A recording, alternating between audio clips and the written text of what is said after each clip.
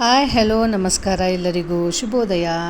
ಇವತ್ತಿನ ಬೆಳಗ್ಗೆ ತಿಂಡಿಗೆ ಚಟ್ಟಿ ಅಂತ ನಮ್ಮ ಕಡೆ ಮಾಡ್ತೀವಿ, ಅದನ್ನು ಮಾಡ್ತಾಯಿದ್ದೀನಿ. ಬಾಳೆಕಾಯಿ ಮತ್ತು ಹೀರೆಕಾಯಿ ಯೂಸ್ ಮಾಡಿ ಮಾಡ್ತಾಯಿದ್ದೀನಿ.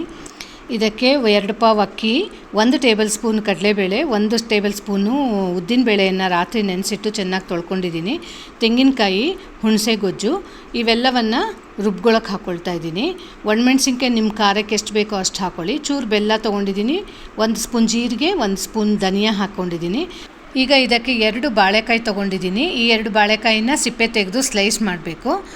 ಈಗ ಒಂದು ಜಾರಿಗೆ ನೆನೆಸಿರೋಂಥ ಅಕ್ಕಿ ಜೊತೆಗೆ ಬೆಲ್ಲ, ಮೆಣಸಿನ್ಕಾಯಿ, ಧನಿಯಾ, ಜೀರಿಗೆ, ಉಪ್ಪು, ತೆಂಗಿನಕಾಯಿ, ಹುಣಸೆ ಗೊಜ್ಜು ಇವೆಲ್ಲವನ್ನು ಹಾಕ್ಕೊಂಡು ಒಂದು ಸ್ವಲ್ಪ ಇಂಗನ್ನು ಕೂಡ ಸೇರಿಸ್ತಾ ಇದ್ದೀನಿ.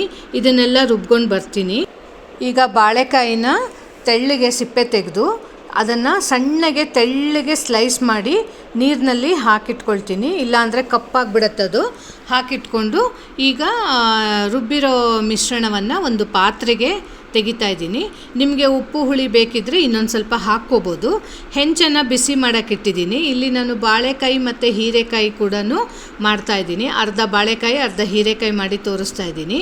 ಇದೇ ಥರ ಸೀಮೆ ಬದನೆಕಾಯಿನ ಕೂಡ ತೆಳ್ಳಿಗೆ ಹೆಚ್ಕೊಂಡು ಇದೇ ಥರನೇ ಹೆಂಚು ಮೇಲೆ ಬಳಿಬೋದು. ಮತ್ತು ಮೆಂತ್ಯ ಸೊಪ್ಪಲ್ಲಿ ಕೂಡ ಈ ಹಿಟ್ಟಿಗೆ ಮೆಂತ್ಯ ಸೊಪ್ಪು ಹಾಕಿಬಿಟ್ಟು ಅದನ್ನು ಕೂಡ ತೆಳ್ಳಗೆ ರೊಟ್ಟಿ ಥರ ಬಳದ್ರೆ ತುಂಬ ಟೇಸ್ಟಿಯಾಗಿರುತ್ತೆ. ಈಗ ಬಾಳೆಕಾಯಿನ ಒಂದೊಂದೇ ಹಿಟ್ಟಿನಲ್ಲಿ ಅದ್ದಿ ಹೆಂಚು ಮೇಲೆ ಇಡ್ತಾಯಿದ್ದೀನಿ. ಅರ್ಧ ಬಾಳೆಕಾಯಿ ಇಟ್ಟಿದ್ದೀನಿ, ಇನ್ನು ಅರ್ಧ ಭಾಗಕ್ಕಲ್ಲಿ ಹೀರೆಕಾಯಿನ ಹಿಟ್ಟಿನಲ್ಲಿ ಮುಳುಗಿಸಿ ಇಟ್ಟಿದ್ದೀನಿ. ಇದು ಸುತ್ತ ಕೊಬ್ಬರಿ ಎಣ್ಣೆ ಹಾಕೋತಾ ಇದ್ದೀನಿ. ಕೊಬ್ಬರಿ ಎಣ್ಣೆ ಹಾಕ್ಕೊಂಡ್ರೆ ನಮಗೆ ತುಂಬ ಟೇಸ್ಟ್ ಅನಿಸುತ್ತೆ.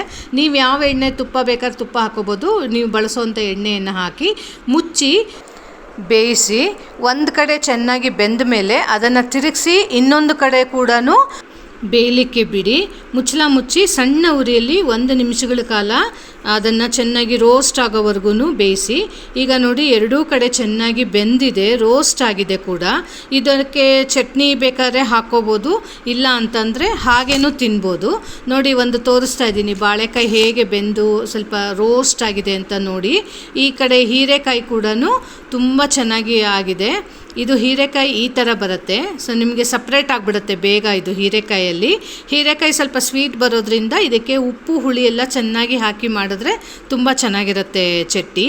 ಇದನ್ನು ನೀವು ಬರೀ ತಿಂಡಿಗಾದರೂ ಮಾಡಬಹುದು, ಇಲ್ಲದಿದ್ದಲ್ಲಿ ಊಟಕ್ಕೆ ಸಾರಿನ ಜೊತೆ ನೆಂಚ್ಕೊಳ್ಳೋಕ್ಕೂ ಕೂಡ ಇದನ್ನು ಮಾಡ್ಕೋಬೋದು. ತುಂಬ ಟೇಸ್ಟಿಯಾಗಿರುತ್ತೆ. ಒಮ್ಮೆ ಮಾಡಿ ಟ್ರೈ ಮಾಡಿ.